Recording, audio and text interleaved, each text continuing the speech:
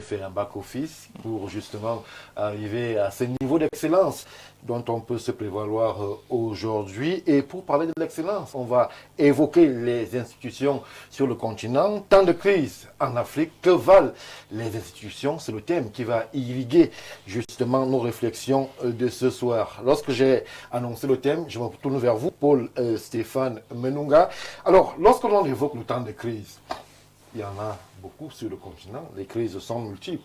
Elles peuvent être financières, comme dans la CEMAC. On a vu les chefs d'État et leurs représentants accourir du côté de Brazzaville il y a une semaine pour essayer de voir ce qui ne va pas. Elles peuvent être de guerre, comme dans les Grands Lacs. On voit le Rwanda et le Congo. On a l'impression que c'est réglé, mais demain, c'est une autre esclandre. Et on voit plutôt des Américains et autres Qataris essayer de faire les médiateurs. L'Union africaine quasiment absente des débats, le CEDEAO et autres CEMAC, personne ne dit mot.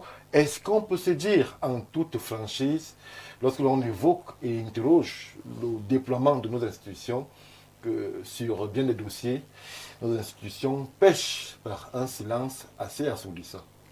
Oui, j'ai envie de dire qu'il faut même déjà, pour évaluer nos institutions, évaluer déjà nos États et nos nations, parce que nous sommes dans ce que j'appelle souvent des proto-nations, c'est-à-dire des nations en réalité qui n'existent pas encore.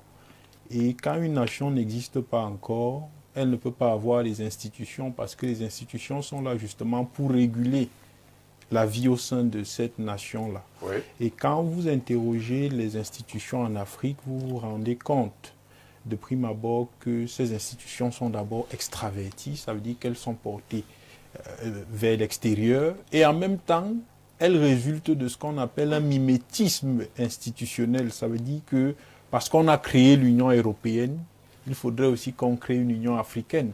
C'est un véritable objectif derrière l'institution qui a été créée.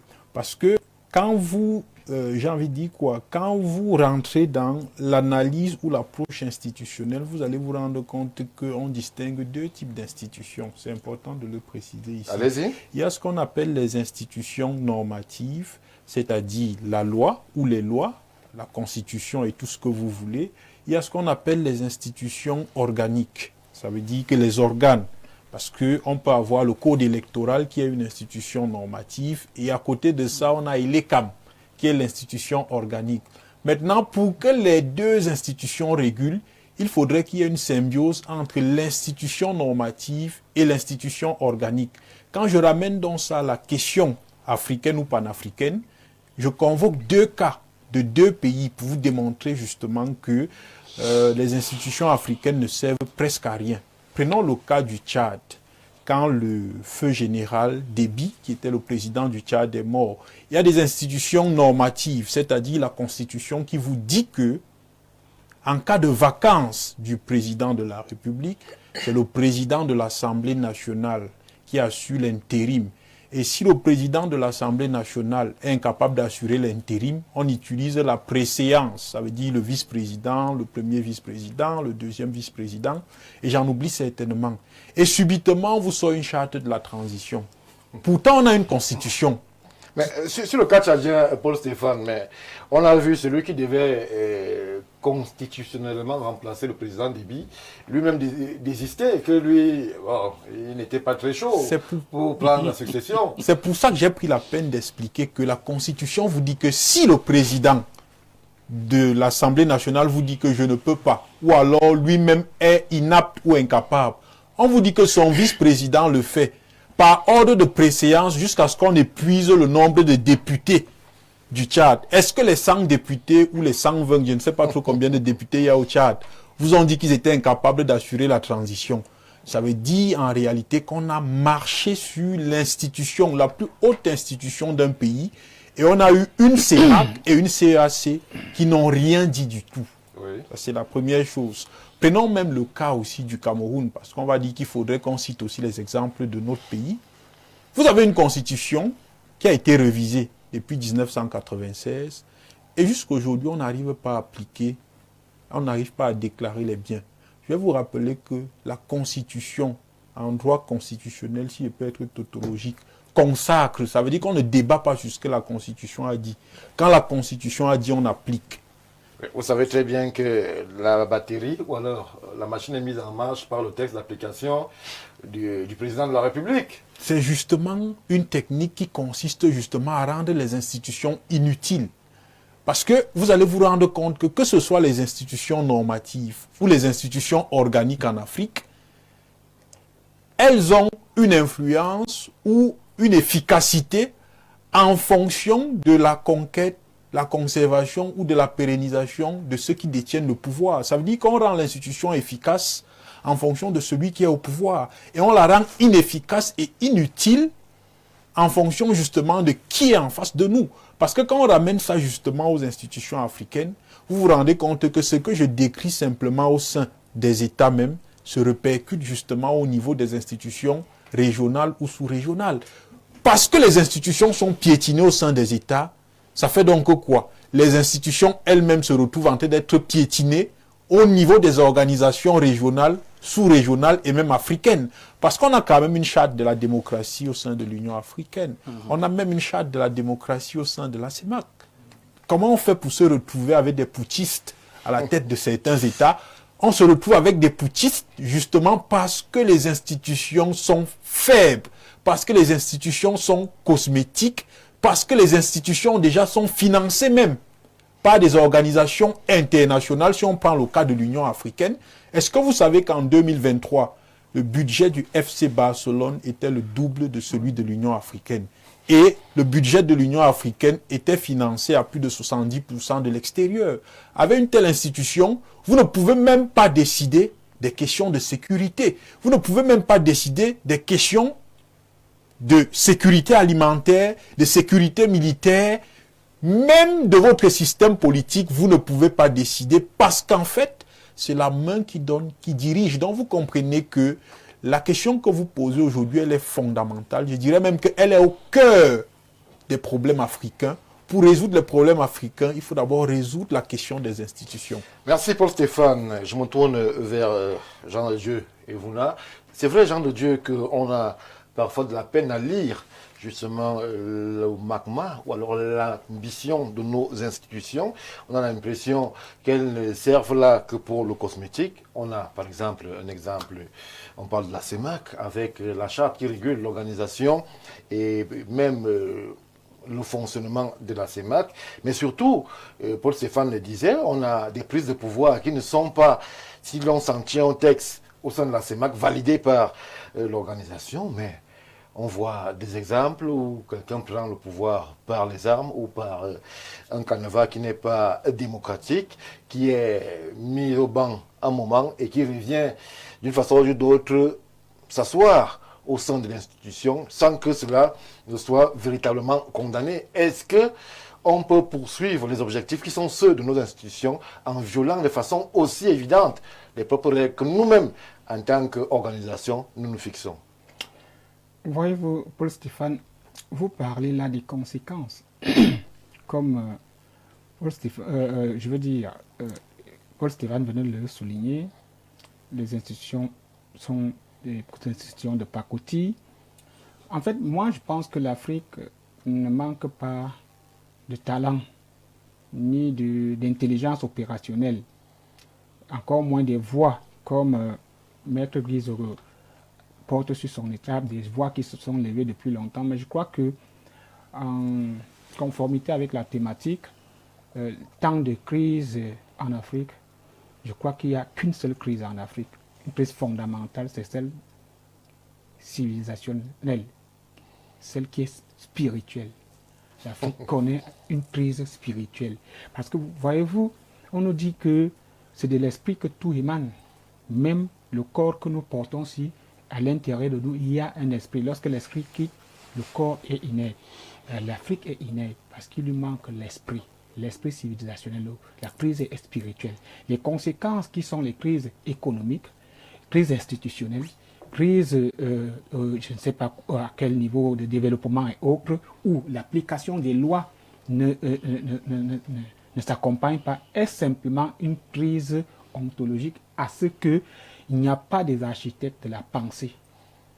la pensée collective. Il n'y a pas des architectes, des gens qui pensent une vision qui vient au-delà de la matière.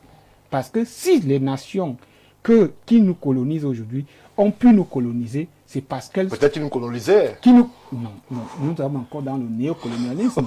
Puisque Paul Stéphane le dit, et je suis d'accord avec lui, vous avez des constitutions copier-coller, des institutions copier-coller. Le développement est une imitation. C'est le FMI qui vient vous dire que votre développement devrait être ainsi, comme ça, comme ça. Un développement qui ne sied même pas d'ailleurs avec votre culture, parce que quelque chose qui vient au-delà de la matière doit relier l'esprit, la matière, l'esprit, corps, âme, quand c'est un humain. Mais nous ici, on ne parvient même pas à relier les institutions à notre culture, à notre forme de développement, à nos institutions. Tout cela doit être une chaîne, c'est-à-dire l'institution doit pouvoir être l'émanation de la culture d'un peuple. La culture d'un peuple doit être l'émanation d'une civilisation ou d'une idéologie. Alors, vous auriez proposé quoi à la place de la CEMAC ou de l'Union africaine, pour qu'on soit plus pratique? Ce que j'aurais proposé, oui. Que les choses de les institutions soient sous la forme de notre culture. La CEMAC n'est pas sous la forme de notre culture. Je ne m'y reconnais pas en tant que Bantou. Au niveau de la CEMAC, le Sahélien ne s'y reconnaît pas. C'est pour ça que les politiques implémentées ne touchent pas le Sahélien, le Bantou et, je ne sais pas, le Congolais et autres que nous sommes. Il est question ici d'une crise spirituelle, une crise ontologique, civilisationnelle. Parce que l'institution est une émanation d'une civilisation.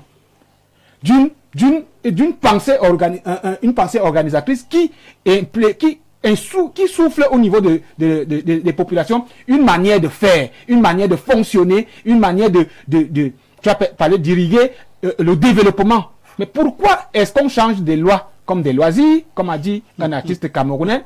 On change les constitutions et la politique est devenue une agitation, le développement est devenu une imitation. C'est-à-dire, tout ce qu'on fait ne sied en aucun cas à ma culture. Parce que la culture d'un peuple regorge toutes ces choses à l'intérieur.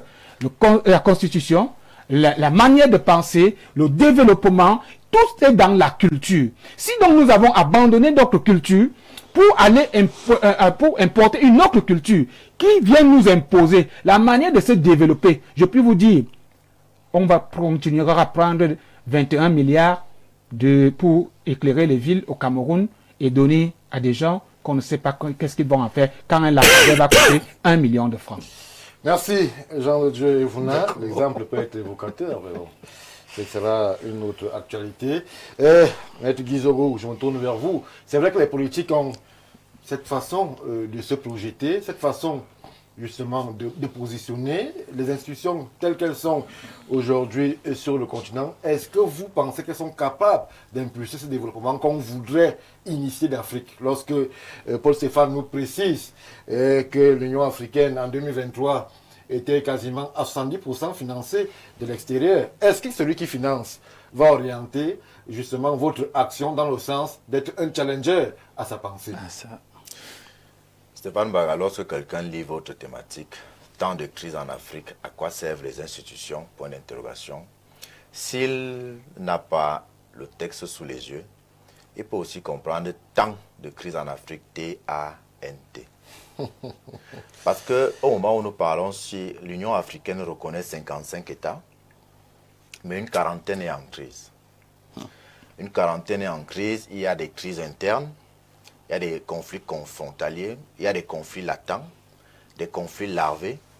Et quand vous regardez très bien, c'est l'ensemble du continent quasiment qui est un camp de réfugiés. Oui. Vous allez donc comprendre que, pour moi, à mon avis, la problématique ici, c'est celle de la pertinence des institutions africaines face à la résurgence ou à la persistance des crises sur le sol africain. Alors, pour faire simple, maître, il en manque quoi à nos institutions pour avoir justement la pertinence des autres? Puisque lorsque l'on évoque l'Union européenne, tout le monde s'aligne. Chez nous ici, tout le monde court. Lorsque l'on évoque, par exemple, d'autres entités, Bretton Woods, FMI, tout le monde court. Mais lorsqu'on parle de CEMAC ou de CEDEAO, les gens rient, personne n'y croit. Qu'est-ce qu'il en manque pour qu'elle soit crédible et capable de porter le développement? Il faut d'abord comprendre que la persistance des crises sur le sol africain n'est pas la conséquence d'une absence d'institutions, mais bien plutôt de l'incapacité de celles-ci à répondre aux aspirations des populations. C'est tout. Et elles ne répondent pas aux aspirations des populations. Pourquoi? Parce que premièrement, il y a le cadrage idéologique. Je vous ai dit que je suis un héritier du camp panafricaniste des successeurs de Kwame Nkrumah, donc des maximalistes. Donc forcément, les institutions panafricaines, entre guillemets, qui existent aujourd'hui, ne peuvent pas répondre aux aspirations des peuples africains, puisqu'ils ne sont pas l'émanation de la volonté africaine. Première chose. Deuxième chose, dans le cadrage idéologique, vous avez également la vision. Et que c'est la conséquence de la première. Parce que si vous avez des gens qui sont en réalité des, je dirais ça comme ça, des agents infiltrés du néocolonialisme, forcément, ils n'ont pas pour vision le progrès de l'Afrique. Et s'ils n'ont pas pour vision le progrès de l'Afrique, aussi bien les institutions panafricaines que les institutions étatiques, aucune ne répond aux aspirations des populations. D'ailleurs, vous allez être dur là, à ce niveau lorsque vous le dites. Le problème, je passe le temps à le chanter comme certains le font à la messe. Les populations africaines en général, les Camerounais en particulier, passent autant à vous dire qu'ils réclament la vérité, mais dès que vous la leur servez, ils trouvent que vous êtes trop dur. C'est trop amer. La vérité, elle est là. Vous ne pouvez pas trouver dans un pays normal où il y a un débat sur la quantité d'or qui a été exportée. C'est dans un pays normal où on a une vision, où on connaît l'importance de l'or, on ne peut pas avoir un tel débat. Donc, il faut se dire la vérité. Mais si ce débat existe, c'est parce qu'il y a aussi des failles qui existent, des incompétences et même des traîtrises qui existent. Non, cela est inhérent à la vie de tous les pays. Non, je suis désolé. L'un des malheurs de notre pays, c'est que lorsque on fait une bêtise, on dit que l'autre fait aussi la bêtise chez le voisin, la même bêtise. Mais lorsque chez le voisin on fait bien, on ne parle jamais de non, chez le voisin on a fait bien, pourquoi on ne fait pas aussi bien aussi chez nous? Non. Je doute fort qu'ailleurs, partout dans le monde, on construit 1 kilomètre de route à 1 milliard de francs CFA.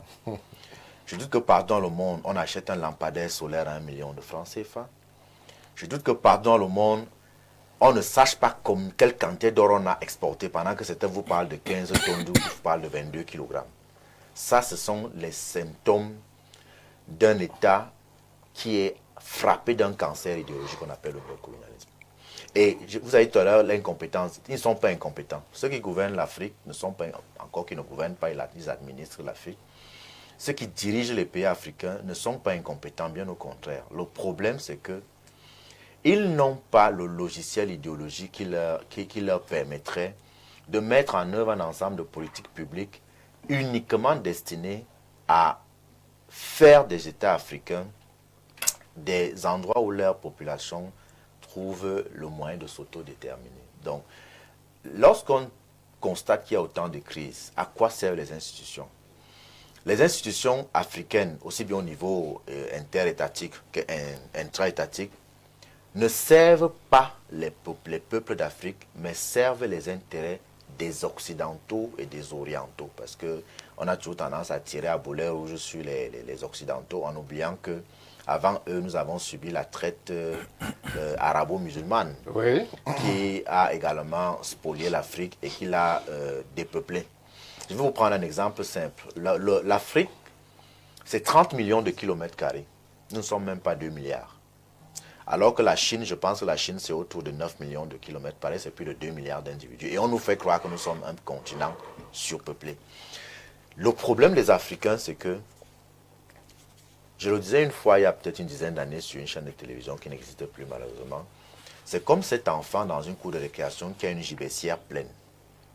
Mais il est le seul à ne pas avoir conscience de ce que sa gibecière est pleine. Et pendant ce temps, il se fait corser par les autres qui viennent chacun piquer quelque chose dans sa gibecière. Voilà exactement comment se comporte l'Africain. Les institutions africaines servent uniquement à maintenir l'Afrique et l'Africain dans la servitude dans laquelle il a été plongé depuis des siècles. Ça ne date pas de la balkanisation au sortir de la conférence de Berlin de 1890. C'est beaucoup plus ancien que ça. Maintenant, lorsque Paul Stéphane parle des institutions normatives, en réalité, les institutions normatives sont là simplement pour encadrer cette servitude, pour la cadenasser, pour l'entretenir et pour la pérenniser. C'est la raison pour laquelle vous avez dans un pays comme le Cameroun des conflits de loi, des vides législatifs et juridiques qui sont insidieusement insérés dans les normes. Prenons l'exemple du code, le code des collectivités territoriales décentralisées. C'est un long texte. Mais en une seule phrase, on a tué l'ensemble du texte. C'est-à-dire on l'a vidé de son contenu parce que je pense que c'est l'article 18 qui dispose que l'entité étatique qui transfère une compétence peut également l'exercer. Dès que vous avez dit ça, vous avez tué la décentralisation. C'est valable également pour un certain nombre d'autres choses, parmi lesquelles il y a une autre incongruité qui est même contenue, qui est consacrée par notre Constitution. Les Camerounais choisissent le président de la République à travers une élection directe. Mais curieusement, celui-ci n'est pas responsable devant les représentants des populations que sont les parlementaires. Alors que la même Constitution dispose que le peuple camerounais transfère sa souveraineté à deux entités étatiques, deux institutions, le président de la République et l'Assemblée nationale. Ça veut dire que le président de la République devrait être responsable devant l'Assemblée nationale. Mais curieusement, c'est son premier ministre et son gouvernement qui sont responsables devant l'Assemblée nationale. Ça fait partie justement des normes qui permettent de cadenasser un système pour empêcher que celui qui est normalement dépositaire de la responsabilité de la gestion de l'État ne puisse répondre, ne échappe au devoir de redevabilité et de reddition des comptes. Merci maître pour cette lecture. C'est vrai qu'elle fait froid dans le dos de savoir que nous sommes nous-mêmes prisonniers de nos propres lois et institutions. Jean-Maurice Mbok, je me tourne vers vous. Lorsque l'on interroge les institutions africaines, c'est vrai, il y a quelque temps, on était en ces lieux pour évoquer le cas de la CEMAC. Vous aviez eu une vision assez pessimiste de l'institution, mais vous pensez qu'il est possible qu'il y ait des réformes qui puissent améliorer justement le rendu de ces institutions-là, ou alors, comme beaucoup d'autres Africains, vous estimez qu'il n'y a rien de bon à attendre d'eux ou d'elles? Moi, je vais être péremptoire. Rien de bon à attendre de ces institutions, tout simplement parce que faut que vous puissiez comprendre très bien la colonisation pour mesurer l'ampleur des dégâts qui se sont installés. D'où justement, docteur, vous nous parlez de la perte d'identité. Parce que dans le spirituel, le social, l'humain, moi j'appelle tout ça identité. Le colon arrive, n'occupe pas que votre territoire, ne prend pas que vos biens, mais se rassure de détruire votre idéologie, de détruire votre vision, de détruire votre spiritualité et de vous mettre dans une condition j'ai envie de dire, d'assister au point où, Stéphane, nos pères qui avaient des lieux de prière, j'ai envie d'appeler ça comme ça a été appelé des lieux de désordre, de sorcellerie, de magie. Nos représentants, qui étaient en fait des pierres rares, ornées ou décorées de valeurs ou de richesses locales, ils ont dit, ils sont dans l'idolâtrie. Oui. Donc, l'Africain a été complètement vidé de son essence, de sa spiritualité. Mais pire encore, quand le colon partait, il se rassurait de piller tout ce que vous avez dans le village et vous avez l'obligation de l'accompagner au bord de la mer. Et il part en vous disant que je m'en vais avec tout. Et si vous avez besoin de quelque chose, je peux venir vous assister. Alors, à ce niveau, Jean-Maurice Mbok, nous sommes en 2026, le monde a changé. Ceux qui étaient sous le joug de la colonisation, comme nous aussi, ont changé. L'exemple asiatique peut être parlant. La Chine, aujourd'hui, qui est un mastodonte mondial, a aussi subi les affres de cette colonisation-là.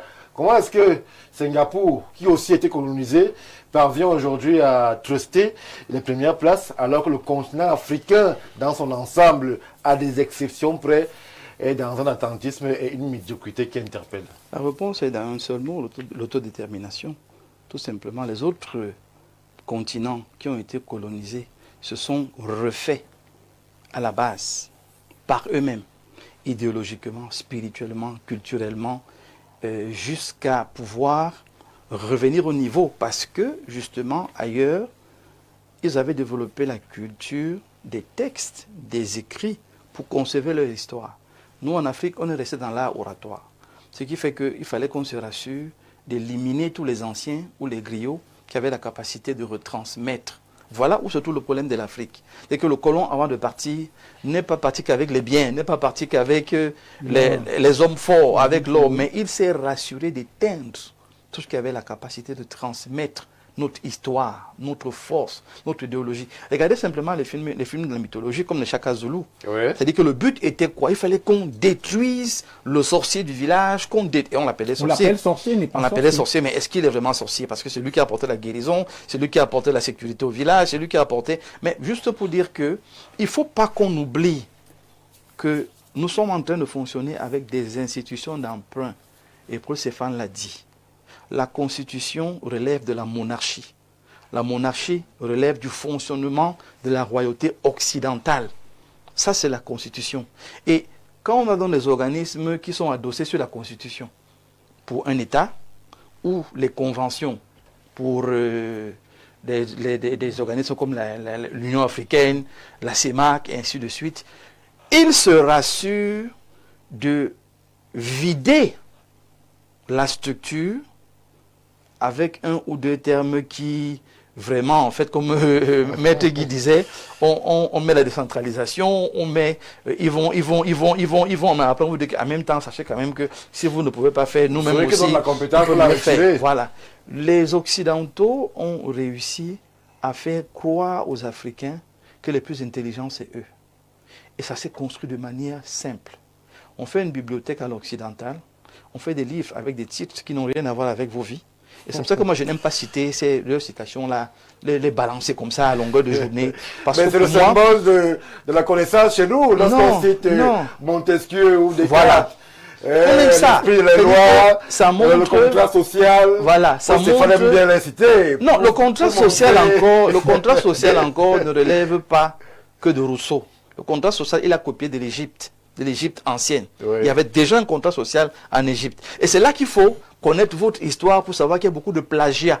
L'Occident a plagié énormément de nos auteurs, de nos textes. La Fontaine. On peut citer d'autres qui ont été plagiés. Donc, ils ont réussi à planter la puce de l'infantilisation du leadership. Au point où, et on le dit souvent, le naturel là, quand vous le chassez, il revient au galop. Parce que la vraie nature de l'Africain, c'est une culture royale. Oui. Où il y a un leader. Il est honoré, il est respecté, il est apprécié. Mais on vous a dit démocratie, Jean-Maurice. Non, attendez. Si on ne rentre pas dans nos bases, c'est que nous ne suivons pas à comprendre. Je dis que la base de notre culture, de notre constitution, de notre gestion de la nation, de la société, c'est le roi qui ne sait pas improviser. Bien sûr. Il n'est pas venu avec la chaise et on appelle ça quoi, l'enveloppe. Le pli fermé. Non. Il n'y a pas de pli fermé. Il n'y a pas de pli fermé. Le roi est celui qui a grandi dans un contexte d'écoute, de compréhension, de lecture, de gestion de la société, comme ça se passe encore au Maroc, par exemple. Et il grandit avec pour seule mission développer, émanciper son pays. L'école qu'il va faire, c'est pour son pays. Les études qu'il va faire, c'est pour son pays. Tout ce qu'il va côtoyer, il voit comment son papa gère les dossiers. Voilà comment le roi était élevé. Et ce qui fait donc qu'on honorait un homme digne. Un homme qui tient au bien des autres. Seulement, on est venu avec une constitution qui est venue enlever le roi et qui a installé les rois. On a donc beaucoup de rois dans les institutions qui ne s'intéressent, et c'est des rois avec des chaises. Ce n'est pas des rois innés, qui s'intéressent donc. Et parce que facilement, ils deviennent des pions. Maître qui le disait, ça devient des paravents ou des prolongements du colon. Depuis son Bretton Woods natal, il a son prolongement, qui lui est un roi dans l'âme. Parce qu'il est né dans cette culture-là. Et parce qu'il est roi, il faut qu'il construise un royaume. Donc, du coup, vous voyez la corruption, lui voit le conçu de son royaume.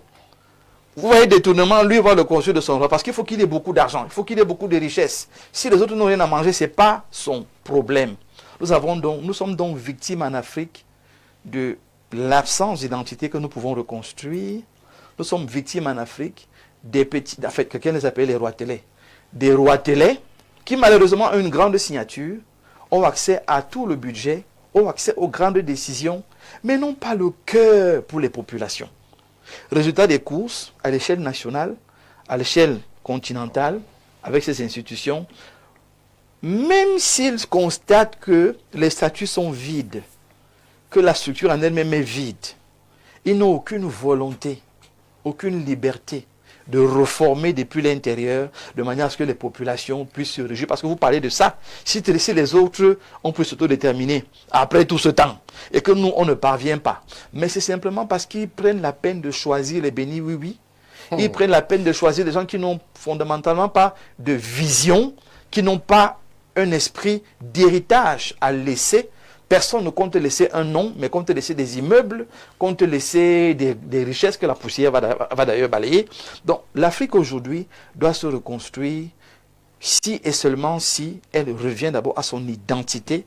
Nous ne sommes pas américains, nous ne sommes pas européens, nous ne sommes même pas asiatiques, nous sommes africains. Et on se développe avec ce que nous avons convenu de mettre sur la table comme mode alimentaire, mode vestimentaire, mode de développement, culture, vie même spirituelle. C'est nous qui définissons cela. Donc on laisse les autres tranquilles et on définit ce que nous sommes par nous-mêmes. À partir de là, on pourra donc avoir des institutions. On pourra appeler ça constitution, mais ça va être notre constitution. On pourra appeler arbre à palabre, ça va être notre arbre à palabre, dans la seule logique de remplir la terre, parce que l'Afrique n'est pas peuplée, de peupler l'Afrique, de bénéficier des richesses que nous avons et d'aller influencer le monde. Je sors par la vision. S'il n'y a pas de vision, Stéphane, si les chefs d'État de la CEMAC, vous avez posé la question de savoir qu'est-ce qu'il faut faire pour que la CEMAC s'émancipe, c'est simple. Que chaque nation se définisse dans ses valeurs, dans sa forme et dans sa force, et qu'elle vienne vers les autres dans l'esprit de se mettre ensemble pour représenter la CEMAC et non se combattre et non se concurrencer. Quand le Gabon viendra avec ce que le Gabon vaut, on ne va pas regarder la taille de son territoire ou sa population. On va regarder l'identité gabonaise. Quand le Cameroun va le faire, on va regarder l'identité camerounaise. Qu'on arrête de regarder le doigt qu'on nous montre, mais qu'on regarde la lune, parce que l'Afrique est un continent excellent, avec de très belles choses. Il faut seulement des hommes bien disposés pour bien faire les choses. Des hommes disposés pour bien faire les choses, Paul Stéphane Menunga, on se souvient de la fameuse prédiction de Dunant, qui en son temps lui pensait que l'Afrique noire était mal partie et qu'il n'y avait rien à aspirer. Et Sarkozy a renchéri. Sarkozy, lui, il allait un peu plus loin en disant que nous n'étions pas assez à l'entrée dans l'histoire et qu'il fallait peut-être une autre colonisation pour faire de nous des gens qui pouvaient véritablement s'inscrire dans l'histoire de la vie humaine. Aujourd'hui, nous sommes en 2026. Les problèmes sont toujours les mêmes. Pas d'union. Les Africains se regardent en chien de faïence. C'est des crises en n'en plus finir. On a l'impression que le colon reviendrait aujourd'hui. Il retrouverait, malgré l'évolution, malgré le modernisme, quasiment les mêmes mentalités. C'est toujours les voisins qui sont en guerre sur le continent. C'est toujours des querelles de leadership dans nos institutions.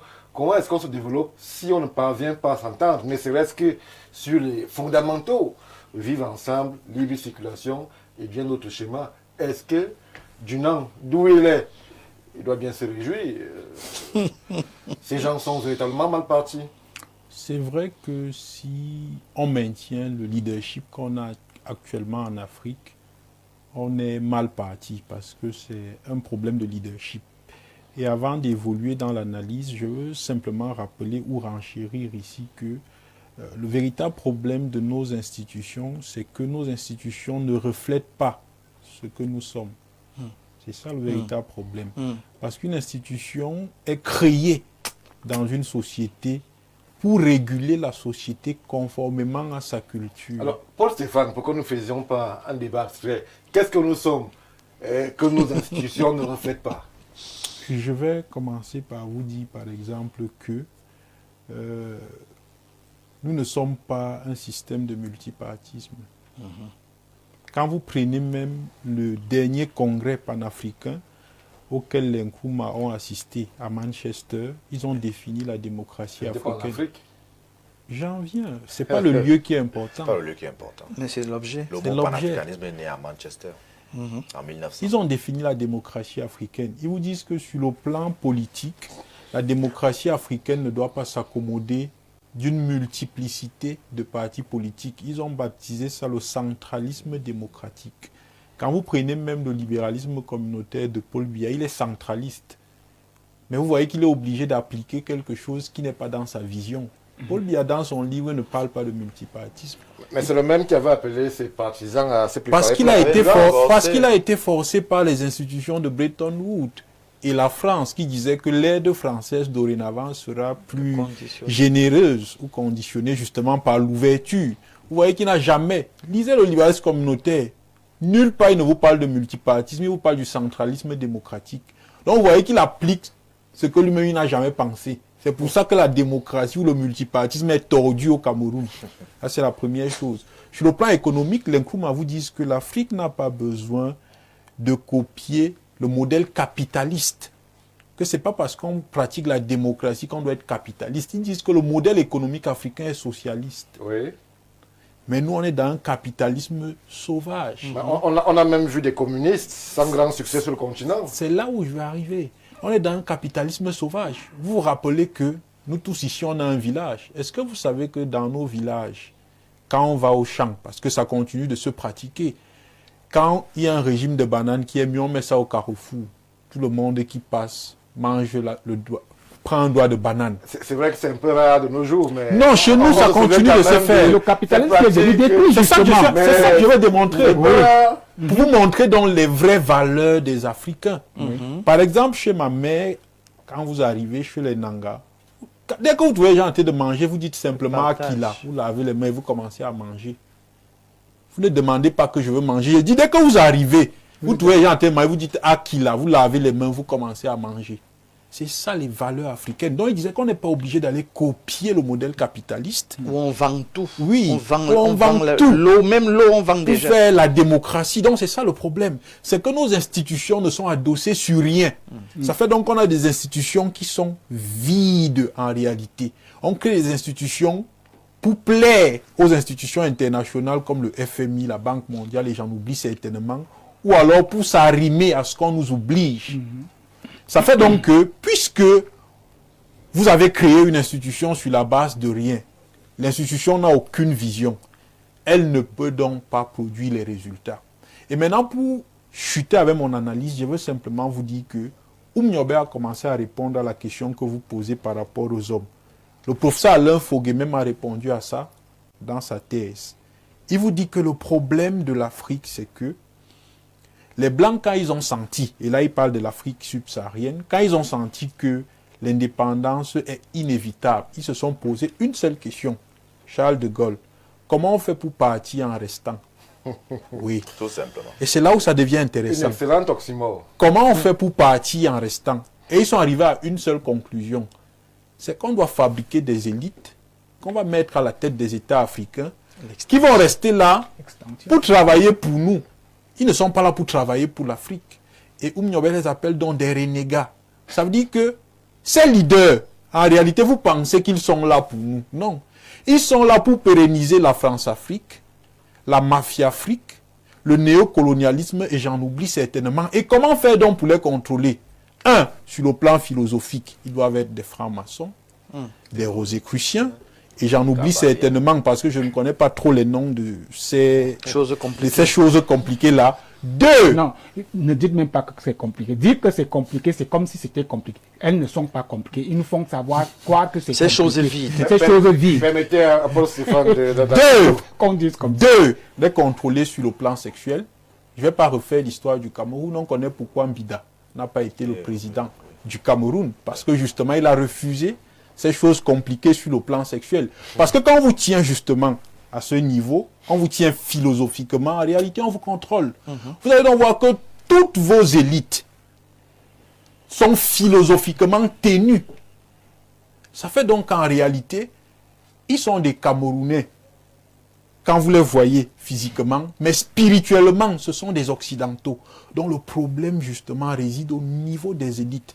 Tant qu'on n'aura pas des élites africaines, parce que ça va peut-être amuser les gens, moi je suis de ceux qui pensent que quand on va réformer les institutions camerounaises, par exemple, on doit mentionner dans la Constitution que pour être candidat à la présidence de la République, il ne faut pas être franc-maçon. Il ne faut pas être rosicrucien. Comment est-ce qu'on fait pour reconnaître un franc-maçon, d'autant plus qu'il n'y a pas de pancarte? Ce n'est pas difficile. Ce n'est pas difficile. C'est vrai que ce n'est pas le débat. Nous, on a... Non, on parle des institutions. Et on parle des institutions. Je dis bien. Et l'incarnation de ces institutions-là. Mon point de vue, si on me demande maintenant qu'est-ce qu'on doit améliorer dans la Constitution. Est-ce que vous pensez que c'est le fait d'être franc-maçon qui amène nos élites à être aussi incompétentes? Je vais vous dire que le premier problème de nos élites, c'est elles sont philosophiquement tenues. C'est ça le problème. Et ça fait donc quoi? Si spirituellement on vous tient, mais ça se répercute. C'est la concession spirituelle ou alors l'emprisonnement spirituel qui empêche à ce qu'on fasse une route ou bien qu'on donne la population. Permettez-moi. Le fait qu'on tienne votre élite sur le plan spirituel a des conséquences sur vous-même sur le plan spirituel. Est-ce que vous ne savez pas ça? Parce qu'en réalité, l'élite ne vous donne que ce qu'elle a. Et si l'élite est tenue, en réalité, elle ne pourra rien vous donner. C'est pour ça qu'on ne comprend pas parfois certaines politiques en Afrique. On ne comprend même pas certaines lois. Parce que on parle des institutions, il faut faire très attention. Comment vous faites pour ratifier une loi qui vous dit que l'enfant a les droits? De quoi? Votre thématique est tellement large. Peut-être vous ne mesurez pas l'ampleur de votre thématique. Comment vous faites pour aller ratifier une loi où on vous dit que l'enfant peut porter plainte à son père? Donc on peut faire asseoir la mère, l'enfant et le père. À la fin des débats, on dit que le père a tort. L'enfant a raison, le père a tort. Dans la cosmogonie africaine, est-ce que ça en sens? Dans sa spiritualité. Vous comprenez qu'il faut être vide spirituellement pour aller ratifier une telle loi. Parce qu'en Afrique, on ne fait pas asseoir l'enfant et le père pour le tribunal. Mais une fois que vous êtes vidé spirituellement, vous commencez à trouver ça normal.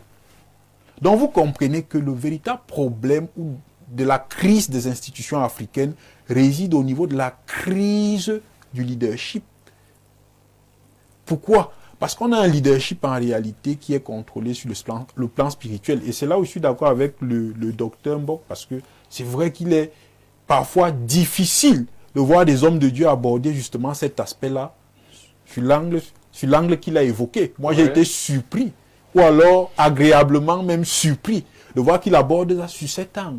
Et c'est là où réside justement le problème des Africains, c'est qu'il faut retourner à nos sources, parce que le développement, il est spirituel. Ouais. Ce que vous appelez en Afrique la sorcellerie, chez les Blancs, on appelle ça la métaphysique. Le développement est d'abord spirituel. Ouais. Tant que vous n'avez pas votre spiritualité, vous ne pouvez pas vous développer. Ce que vous appelez corruption, eux, ils appellent ça lobbying. Exactement.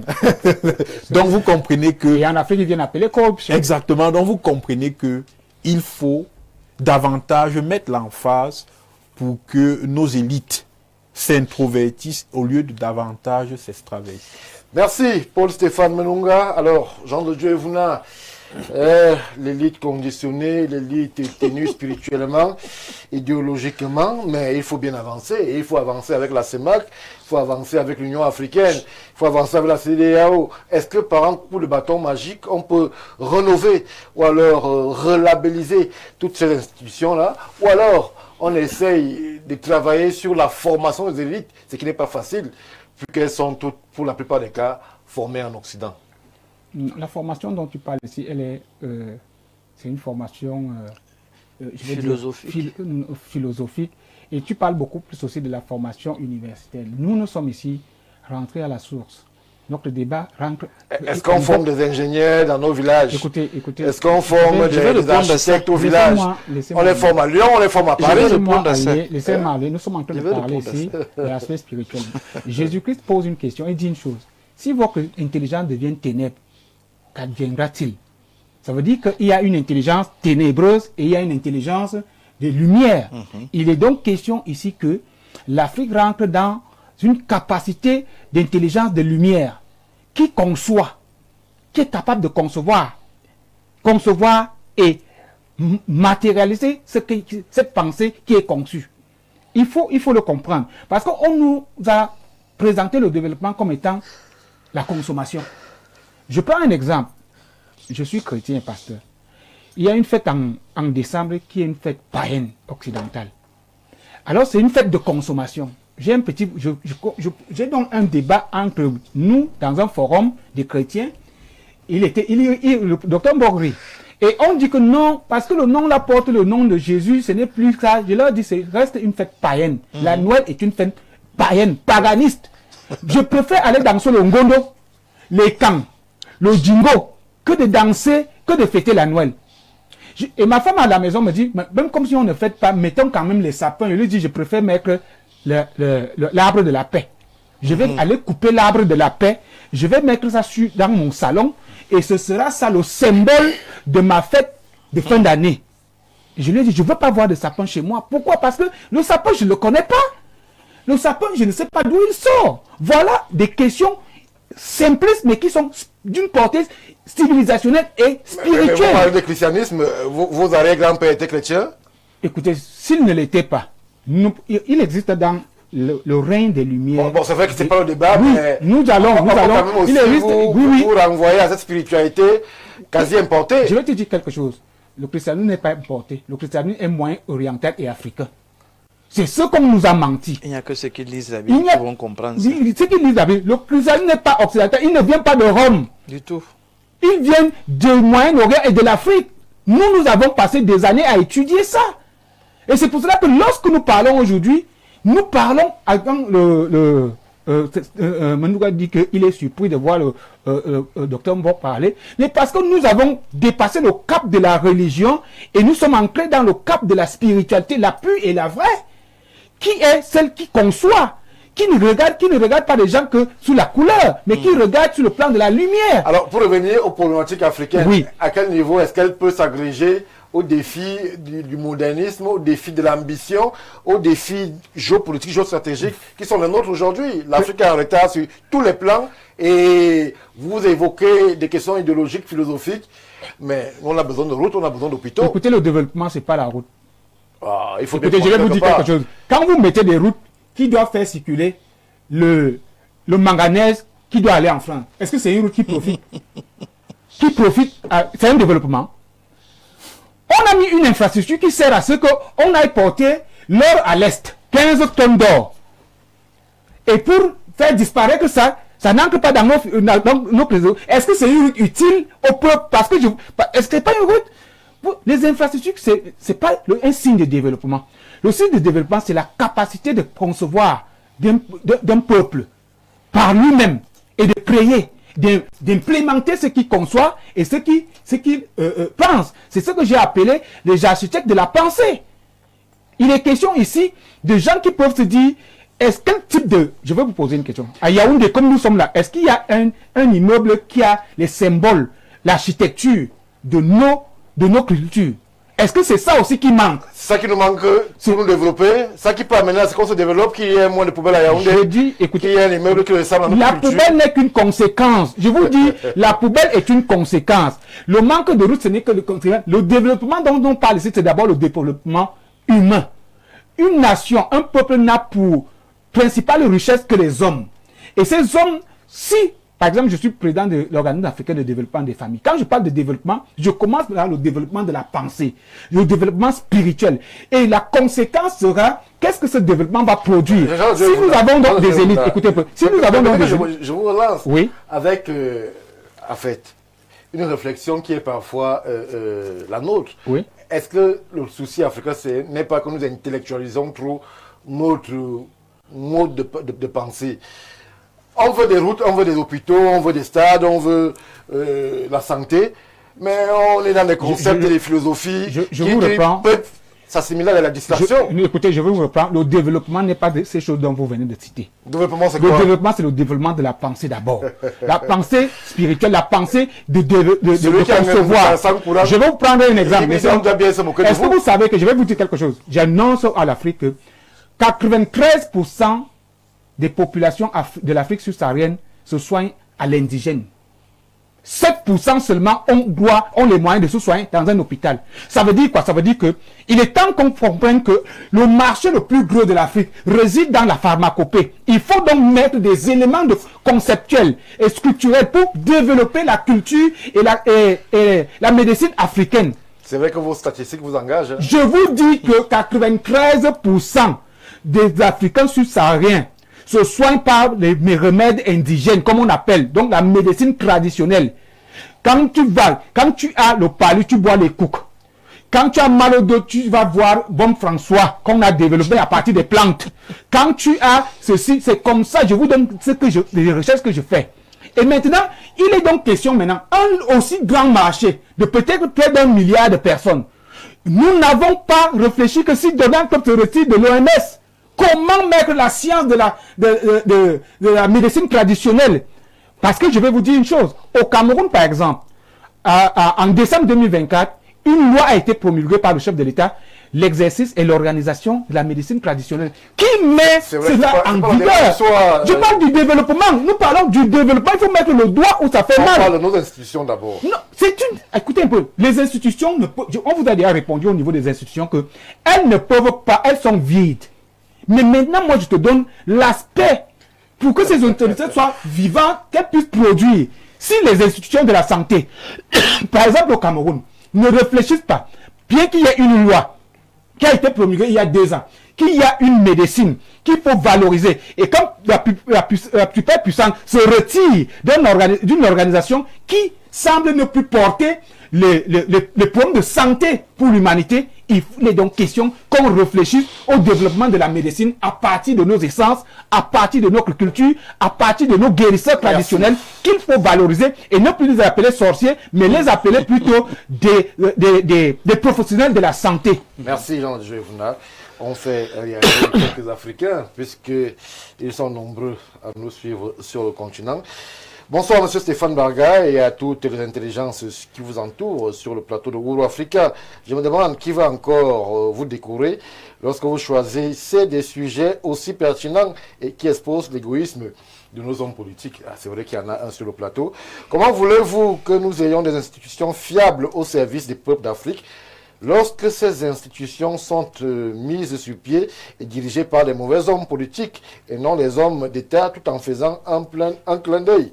Ou alors un clin d'œil à des frères du Burkina Faso, du Mali et du Niger. Je tiens à souligner que de vrais patriotes doivent par tous les moyens écarter du circuit des affaires ces dirigeants qui sont autistes aux souffrances de leur propre peuple en temps de crise.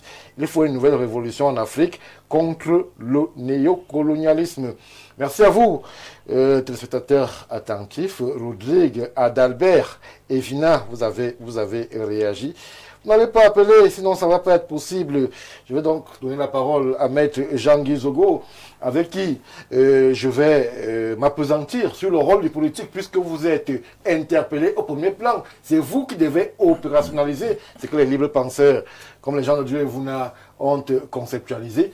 Alors, les politiques en Afrique, c'est un vrai mystère. Sont-ils eux aussi assujettis justement à ces influences occidentales pour que on en soit 60 ans après l'indépendance à être financé par Bretton Woods et compagnie, à être dans la CEMAC assujetti à l'irrédentisme CFA, à être, lorsqu'on s'appelle Maroc, à refuser une CAN féminine parce qu'on a perdu chez les garçons. Est-ce qu'il faut s'inquiéter justement du label qui organise et qui opérationnalise l'action de nos politiques sur le continent africain?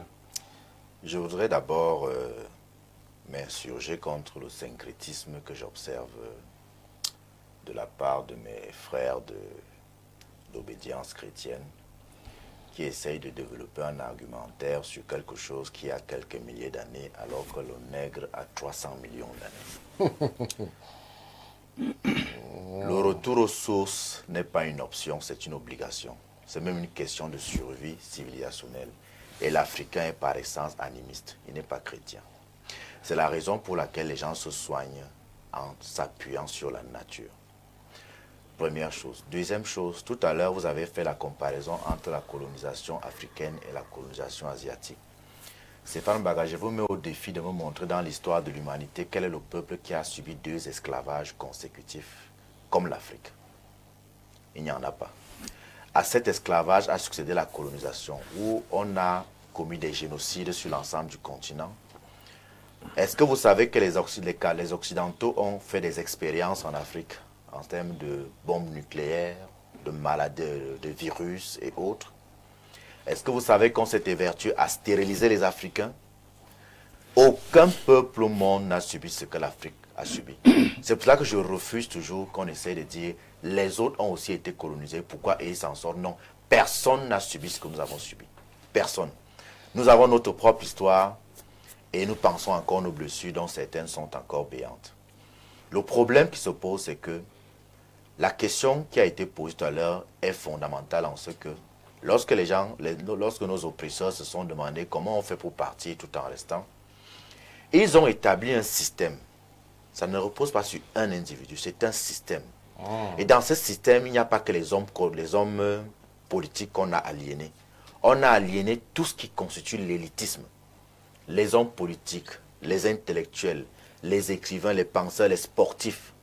On a aliéné toute l'élite africaine de manière à ce que l'homme africain d'aujourd'hui soit simplement une sorte de zombie civilisationnel.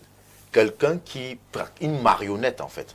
Il a dépassé l'aventure ambiguë de Cheikh Hamidou Kane. Oui. Lorsque vous évoquez une marionnette, Cheikh Hamidou Kane, lui, s'interrogeait déjà cet Africain à la croisée des chemins, qui ne savait pas s'il faut aller chez le prêtre le matin et aller chez Alain Mingou le soir. C'est pour cela que je vous ai dit que je refuse le syncrétisme religieux.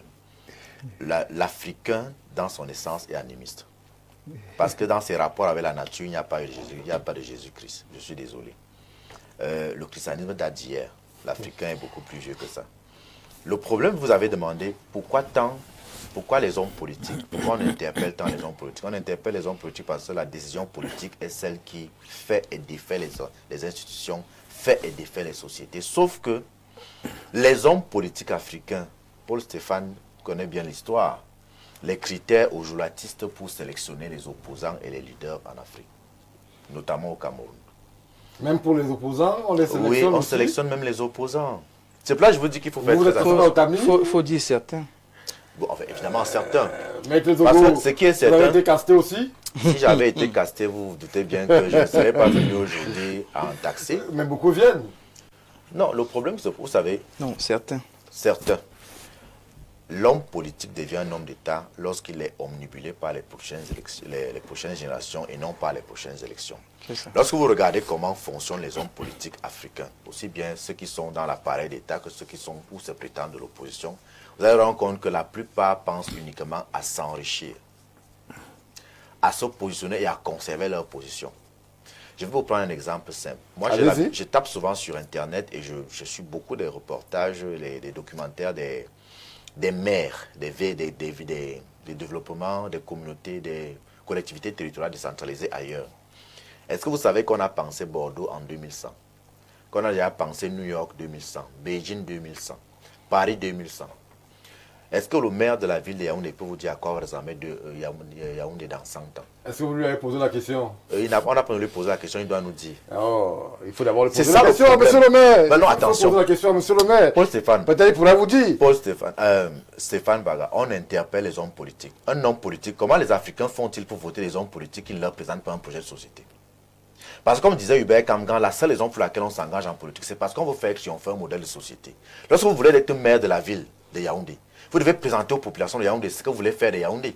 Et vous leur démontrez que même après vous avez un projet pour Yaoundé Est-ce qui que a... pour être maire de la ville de Yaoundé, il faut présenter aux populations? Voilà. Je crois qu'il y a un parti D'où l'affaire des plis fermés. qui fait son casting. D'où l'affaire des plis fermés qui a tué ce pays. On a aujourd'hui un président de conseil régional qui a été choisi par les siens, mais qui a été traduit au conseil de discipline de son parti. Ça devrait nous interroger sur l'affaire des plis fermés et des cooptations à partir de Yaoundé. C'est pour là que je dis, vous interpellez les hommes politiques, mais vous n'interpellez pas les bons. L'homme politique que vous avez sur le plateau est un homme d'État qui a la prétention, un jour, d'apporter sa pierre à la construction d'un Cameroun qui s'autodétermine, mais qui, pour le moment, n'en a pas les moyens. Ceux qui ont les moyens, ceux qui sont capables de passer un marché de gré à gré de 20 milliards, c'est à eux qu'il faut demander, mais quelle est la vision qu'ils ont du Cameroun? Qu'est-ce qu'ils veulent même finalement faire du Cameroun? Parce qu'on n'arrive pas à comprendre. Nous avons un pays qui est une aberration de richesse. Même si on s'appuie seulement sur les avantages naturels comparatifs, le Cameroun devrait être autosuffisant sur le plan alimentaire. Si vous prenez l'ensemble des pays africains, je vais prendre pour vous montrer à quel point les institutions africaines sont des institutions fantoches. Très rapidement. Vous ne pouvez pas prétendre à l'autodétermination si vous ne voulez pas vous sécuriser vous-même. à quel niveau est-ce que l'Union africaine a pensé à la sécurité sur l'ensemble du continent? Je voudrais dire que l'Union africaine reconnaît 55 États, mais il y a une quarantaine qui est actuellement en crise. Qu'est-ce que l'Union africaine fait pour ramener la paix dans les 40 États en question? Il y a beaucoup de conclaves, il y a beaucoup de réunions. Nous sommes spécialistes des réunions parce qu'il y a des bacs derrière, il y a des missions qu'on paye, les gens rencontrent des jolies femmes dans les hôtels. En dehors de ça, des émargements. Je ne vois pas, parce que l'Union africaine a quel âge? Je ne parle pas du changement de nom, nous on sait que c'est l'organisation de l'unité africaine. Depuis qu'ils sont là, est-ce qu'il ne leur est pas venu à l'esprit qu'il fallait que l'Afrique se donne d'une force militaire continentale capable d'être suffisamment proactive pour intervenir avant que les crises ne s'aggravent? Peut-être vous posez à l'Union africaine des problèmes qui sont supérieurs à sa vie. L'Union africaine veut se financer et on vous dit que c'est 70% Justement. Qui viennent de l'extérieur. Voilà pourquoi on a vu un pays de la sous-région qui a failli être exclu il y a quelque temps parce qu'il ne payait pas ses cotisations. Voilà pourquoi nous on appelle l'Union africaine un machin. C'est un machin. Vraiment, Stéphane Baga, si à votre âge, vous n'êtes pas capable de vous nourrir par vous-même, vous pouvez me dire en quoi vous pouvez prétendre que vous êtes un adulte? Chez nous, les Bantous, on dit que l'homme est devenu un homme. C'est-à-dire qu'il est capable, il est admis à la table des autres adultes. Lorsqu'il a créé un champ, ce champ lui permet de se nourrir lui-même. Lorsqu'il a fondé une famille, c'est-à-dire qu'il a épousé plusieurs femmes, vous savez que nous avons une position claire sur la polygamie, que nous devons considérer, que nous considérons comme le seul régime légal qui devrait s'imposer chez nous. Et ensuite, il doit construire une maison dans laquelle il loge cette famille. Ça veut dire qu'il s'autodétermine, ça veut dire qu'il est capable de se financer lui-même. L'Union africaine n'arrive pas à se loger. L'Union africaine n'arrive pas à payer ses fonctionnaires. À se nourrir. L'Union africaine n'arrive donc pas à se nourrir. Ça veut dire que l'Union africaine est un adulte attardé institutionnel. Et c'est ainsi pour la plupart des institutions sous-régionales et même des institutions intra-étatiques. Voilà pourquoi on nous sert des émincés de gouvernance. Voilà pourquoi on nous sert des émincés de gouvernance. Parce que vous avez des gens qui ne savent pas. Arrêtez, ils savent où ils vont. Sauf que là où ils vont, c'est là où leurs maîtres occidentaux et orientaux leur demandent de partir. Mais là où nous, les Africains, nous voulons partir, c'est là où chaque Africaine et chaque Africain n'est pas signé. Bonsoir à vous sur le plateau. Stéphane, bonne émission. Tant que l'Afrique ne suit pas sa propre voie, il y aura toujours des crises. Et les soi-disant institutions ne vous serviront à rien. C'est ici Pierre Gaëtan, pasteur. Du côté d'Akonolinga, c'est au Cameroun. Pour ceux qui ne le sauraient pas. Voilà, monsieur qui nous écrit. Tant de crises en Afrique, à quoi servent les institutions? C'est le thème, il faut vous le renvoyer. Il dit qu'il nous suit. Soyons sérieux, cher monsieur. Il dit qu'il nous suit. Bonsoir, très cher René, et merci pour le débat édifiant. Loin des grandes théories occidentales, Boris, je préfère ne pas lire la suite de votre contribution. Alors, Jean-Moïse Mbok, nous sommes pas à la croisée des chemins, mais l'éveil de conscience est réel. Ne serait-ce qu'en ces lieux, qu'est-ce qu'on conseille donc à nos aînés, nos pères, qui sont encore aux affaires, mais qui malheureusement peinent véritablement à appuyer sur l'accélérateur du développement et du décollage stratégique de l'Afrique? Alors, je veux d'abord rassurer Maître Guy Zogo que nous sommes aujourd'hui dans un monde complètement ouvert et qu'il faudrait que la question spirituelle soit traitée de manière responsable. Tout doit être mis sur la table. On ne peut plus rien laisser à l'extérieur. Et ce n'est que dans le dialogue et l'échange qu'on parvient à s'entendre, à se comprendre. Peut-être ce qu'il appelle syncrétisme, pour nous, c'est la responsabilité tenant compte de tous les différents pans et les différents axes de la spiritualité. Mais ça marche dans l'échange et dans le dialogue. Le deuxième volet de la sécurité, il faut rappeler que l'Afrique n'est pas seule en retard. L'Union européenne est en retard sur la question sécuritaire, parce que vous avez vu qu'ils n'ont pas de force européenne. Finalement, ils se retrouvent à dépendre des États-Unis. Et aujourd'hui, la différence entre eux et nous, justement, c'est qu'eux, ils sont dans le sujet qui nous intéresse, la question que vous avez posée, celle du développement. Vous savez, Stéphane, moi je vais vous dire, le développement, j'ai l'impression qu'on confond développement et les conséquences du développement. Voilà. Le développement, c'est la mise en valeur de la plus-value que nous représentons en la commercialisant. On rentre dans l'industrialisation et on travaille à avoir sa monnaie. On est développé quand on entre dans cette dynamique où on peut contrôler ses biens, ses ressources, son argent. Et là, je suis d'accord avec Maître Guizogo, on peut se protéger. Donc, le développement, c'est le travail que la grand-mère doit faire, que le jeune homme doit faire, l'agriculture, l'élevage. Quand on arrive à une dynamique où on peut se nourrir et commercialiser ce que nous produisons, à partir de là, on commence donc à mettre sur pied les conséquences du développement parce qu'il y a une vision. La route est la conséquence du développement. Les infrastructures, ce sont les conséquences du développement. L'électricité vient parce qu'il y a une industrialisation qui est adossée à cela. Les routes viennent parce qu'il y a des produits qu'il faut commercialiser. Oui. Mais aujourd'hui en Afrique, moi j'ai l'impression qu'on confond un peu les deux. C'est-à-dire que les Occidentaux, eux, ils ont pris les conséquences du développement pour nous présenter ça, comme si c'était le développement. Mais la France, c'est quoi? C'est l'industrialisation. C'est un type de produit. L'Allemagne, c'est quoi? Tous les pays européens, c'est quoi? Chacun se définit par sa capacité à produire quelque chose ou à représenter une marque étrangère en échelle. En Belgique, par exemple, Belgique est la plus grande base de Toyota pour les montages et les ventes de véhicules japonais en Europe. Quand vous allez à Bruxelles, vous avez des parcs automobiles à perte de vue. Parce qu'on les monte, on les stocke. On les monte, on les stocke. Donc, chacun de ces pays a travaillé sur sa plus-value. Qu'est-ce que je peux produire? Qu'est-ce que je peux apporter? Et c'est ça, à force de vendre, de commercialiser, de créer de l'emploi, des richesses, qui a produit ce que nous appelons développement aujourd'hui. Pourtant, c'est des conséquences du développement. L'Égypte antique était extrêmement développée. Parce qu'elle savait se nourrir, se prendre en charge, mais surtout honorer les pharaons qui ont été naturellement se soigner et le reste. Pourquoi? Parce que son modèle, il a défini lui-même, il a pensé lui-même au point de concevoir et de construire les pyramides. On peut arriver à l'excellence quand on a conçu ce bébé-là, quand on l'a voulu, quand on l'a mis sur pied.